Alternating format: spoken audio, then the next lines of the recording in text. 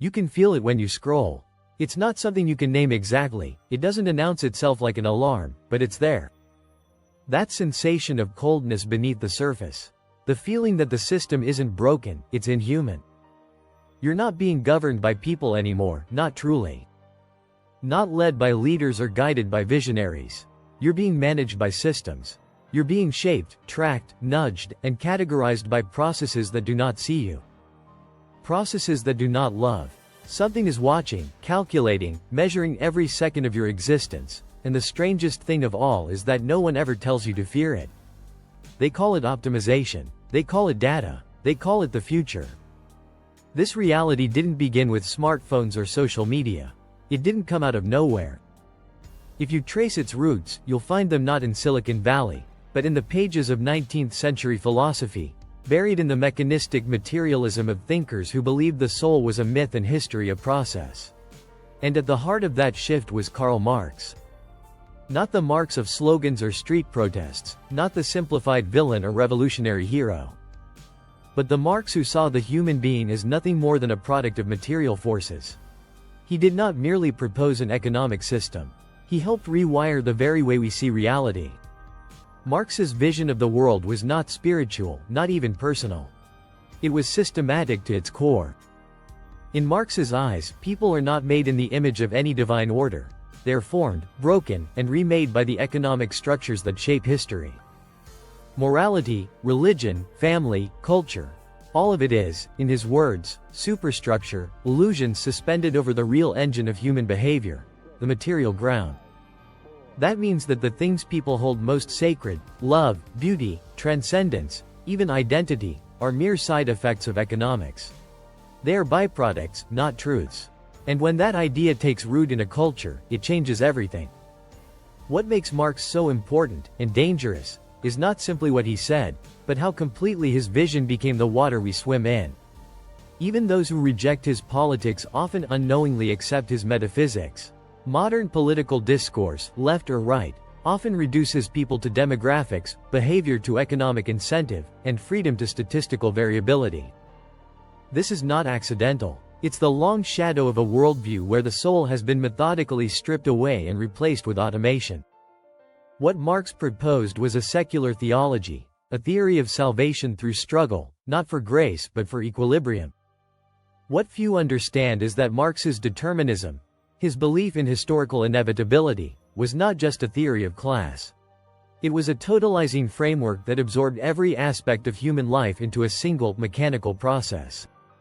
His model of dialectical materialism was drawn in part from Hegelian philosophy, which saw history as unfolding through contradictions. But where Hegel's vision had a metaphysical, even mystical dimension, Marx gutted it of spirit and filled it with cold steel. His dialectic was not divine, it was industrial. History, in his view, is not written by free individuals making choices. It is driven by class antagonisms, economic pressure, and systemic necessity. And if that sounds eerily familiar, it should. It's the foundational logic of every faceless system that runs your life today. The irony is that Marx was correct about many of the dangers of capitalism. He predicted, in unnerving detail, how capital would commodify everything, from human labor to the natural world.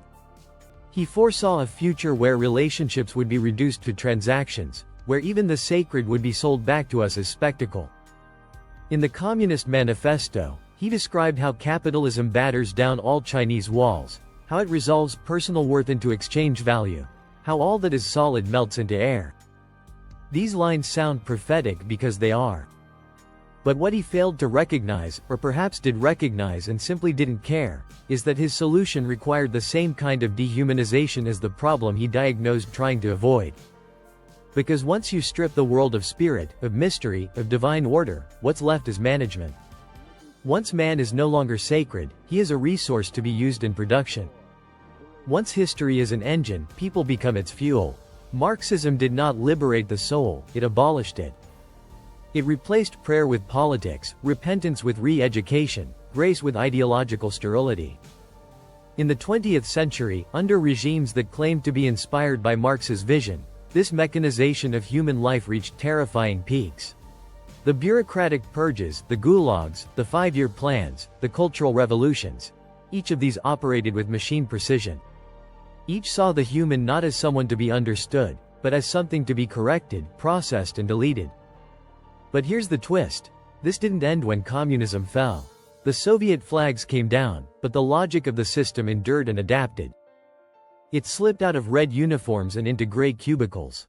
Into glass towers. Into apps. Into algorithms. Today's world doesn't speak in statements of revolutionary manifesto.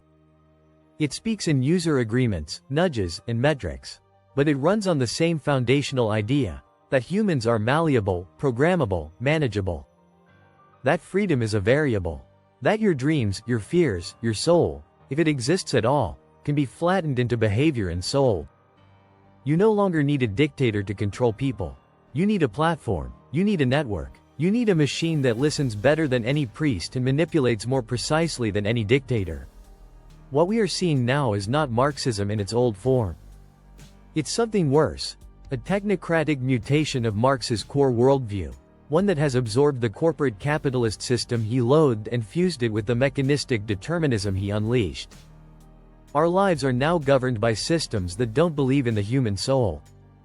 Algorithms decide what you see, what you believe, what you're allowed to say. Data replaces discernment. Surveillance becomes safety. The language of freedom is still spoken, but its meaning has been emptied.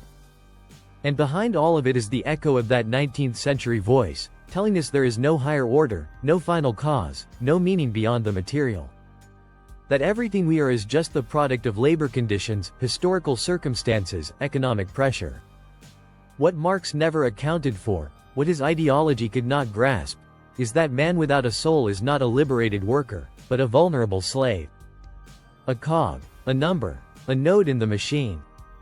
And machines don't weep, they don't forgive, they don't love. The technocratic future we are entering doesn't resemble the red utopias of the past, it resembles something much bleaker.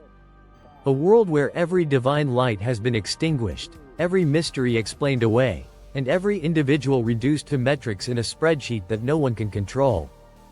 It is not enough to criticize Marxism politically. We must confront it metaphysically. We must understand that at its core lies a denial so total that it makes room for a world where the only God left is the system and nothing beyond it. That system may now wear the suit of capitalism, or the logo of a tech company, or the sterile neutrality of science, but its soul is the same. It does not believe in your soul. And in doing so, it has reshaped the world in its own lifeless picture. Karl Marx did not invent the machine, but he made it sacred. He gave it the language of history, the power of inevitability, and the permission to rule. And now we are ruled not by kings, not by ideologues, but by something colder than either, by the logic of a godless mechanism that neither loves nor listens. And we were told it was progress that we should welcome.